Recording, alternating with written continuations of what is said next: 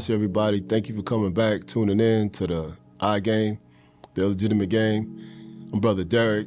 We're still here talking about God. We're still here focusing on how to surrender to God and not focus so much on ourselves. And today I'm going to talk about it's okay to be happy. You can be happy. I can be happy.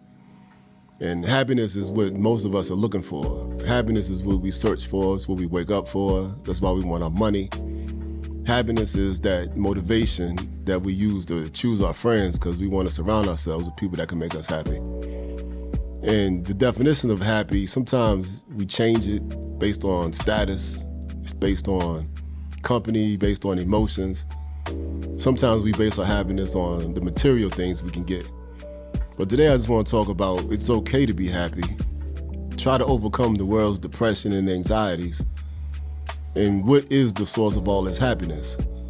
Because what I've come to learn in my 40 years here is happiness, it usually comes from giving and not taking. And that's something Jesus said in the Bible. It's better to give than receive. When we were young, that kind of didn't make sense. But when you get older and when you have a family, then it does start to make sense. Because you have more community when you're giving. People learn to trust you, and then you become free when you're a giver. When you're a taker, people have a tendency to run from you. When you're a taker, you become intimidating, and sometimes people don't like you. When you're a taker, at sometimes it can make you feel insecure because then you begin to wonder, why am I taking so much? What am I going to give, and who can I trust? So you don't want to be a taker all the time either. But there is a time when you want to receive gifts, and there is a time you want to be happy, and you want what you want. But then you have to find out, why do you want it? So what is the source of your happiness? I would tell you to find it in God first, and then let your life blossom from there. Because if your happiness starts with material things, you can spend your entire life gaining material things and never have relationships with people. You can spend your entire life chasing material things and working 80, 90 hours a week, but then you can't even enjoy the money. Like one of the mistakes I made was working 7 days a week for almost an entire year.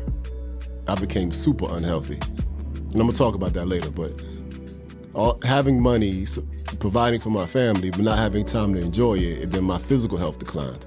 So all the money I made went right to the doctor, went right to medication. And then when my body broke down, I couldn't work anymore, so I didn't have any money coming in. But like the Bible said, if you trust in God and just pour into God first, you'll get everything else you need. And that goes back to faith, because to trust in God for your happiness, you have to start with faith. So, then where does your faith come from? So at some point in time, it's going to come down to your spirit. It's going to come down to how your soul is, the condition of your soul. And if you're chasing God, you're also learning how to let go of people. And to many of us, especially, the neighborhood I grew up in, we fall in love with people. And the mistake with that is sometimes you take on their attributes and their attitudes. So if they're not chasing God, you're not going to chase God. You're going to chase them. And in my neighborhood, I spent a lot of time following the big boys, the older guys. And I wanted to do what they did. And they were not going to church. So there was always a spiritual conflict there. But it's okay to be happy, regardless of what you hear. Like, matter of fact, I'm going to change the subject real quick. The music. If you listen to a lot of this new music, a lot of it is, they call it emo rap. And then you have the hard rock, soft rock, all that other stuff. But a lot of this new music is depressing. So I'd also say it's okay to be happy, but you have to reprogram yourself. Because if you watch a lot of crime and anxiety-driven television, and then you listen to depressing music, because one song has you super depressed, then the next song is all about sex. So you're going from happy to sad, happy to sad. You're going from depression to eroticism. That could leave you double-minded, and a lot of people crying about mental health problems. Sometimes it's the programming we're getting. Because if you're depressed at 12 o'clock, sexy at 1 o'clock, angry at 2 o'clock, feeling erotic at 3 o'clock, now you popping pills to feel good, now you popping pills to go to sleep, now you need a drink. With all that emotion going up and down, now you're overeating. And yes, I have had a season of that. I've been through it myself, so I'm kind of speaking from experience. But what is the source of your happiness? It has to come from a firm foundation. And I apologize for changing subjects, but there's a lot. This means a lot. I'm gonna have to do a part 2 to this one. But what is the source of your happiness? It has to come from God first. And for those of us who want to know God, we spend time in the Bible and we spend time praying. And then we spend time with people who have experience obeying God.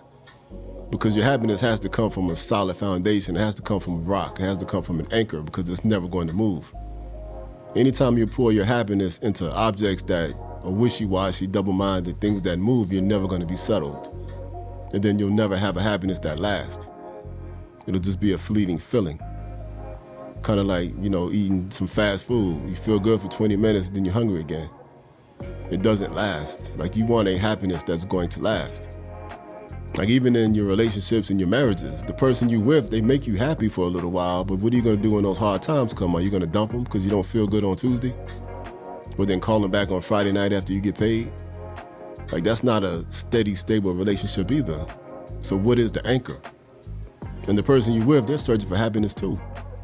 So what are you going to do when their feelings change? Are you going to become 8 different characters to keep them happy 7 days a week? And you can, but that'll drive you crazy. Some of us have experienced that. Developing multiple personalities just to maintain a relationship. Like, you're both going to go crazy eventually because you're going to lose yourself.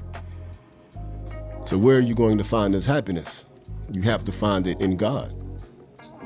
And the first thing God's going to do is tell you who you are and what you should be doing, because he designed you in the beginning. So when you understand how he designed you and why, and you begin to become what he told you to be, you'll find more and more happiness, and it'll become a daily thing. And the hardest part is when you find this happiness, you're gonna start letting stuff go, because a lot of what you built before, you shouldn't have had. Like, with the closer I got to God, the more friends disappeared in my life. And then I realized they never should have been there in the first place. A lot of my relationships began to change. And then I began to realize I never should have been in those relationships in the first place. Like, I made a lot of terrible decisions building my own throne of pleasure, my own throne of joy, my own prideful kingdom. And for those of you who've been following the show, I talked about that before. We build these kingdoms, but it's really a house of cards. Because when the real God comes, he's going to tear it all down anyway. So what is the source of your happiness? Find out what that is and think about it. Pray about it. What makes you happy today? Like, I would suggest, I said this before, write it down. Write down 5 things that makes you happy. And then write down why. What really makes you happy. And for me, of course, it's always going to be the children. It's going to be good health. I love going to the gym. Good food makes me feel good. But the source of it all is God. And God has an order to our lives.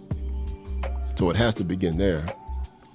And I also find joy in just trying to do the right thing all the time. Like, this guy Jordan Peterson said, one of the greatest adventures in life is never telling a lie.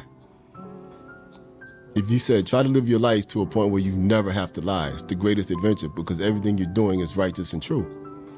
Now, of course, we see that in the Bible too. Jesus said it, but try to live your life to a point where you're never lying. Everything you do is transparent and honest. There's a freedom that comes from that. And if you ever get to a point where you have to compromise or tell a lie, you're out of order. So whatever that situation is, cut it off. Like, I could always determine who my good friends are, because as soon as I start faking moves, I know I'm in the wrong situation. If somebody's asking me or forcing me to do something I don't want to do, then I submit to it. I know I'm compromising, and this is not somebody I should be with. Because no one should attack my joy, my happiness, my consistency. Nobody should. And why are they in my life? So I immediately know you ain't the one. But that begins with my identity with God, not the one I created. Because if you leave it up to me, I would be a super thug playboy. But that ain't what God wants me to be. So I have to be what he wants me to be, and now I'm happy. And there are scriptures for that. So just get in the Bible and find your source of happiness in God, and you'll find peace. And then you'll go from the I, me, pride, then it'll become worship, because God was God first. And when you know God, you're free, and then you'll be happy. Peace.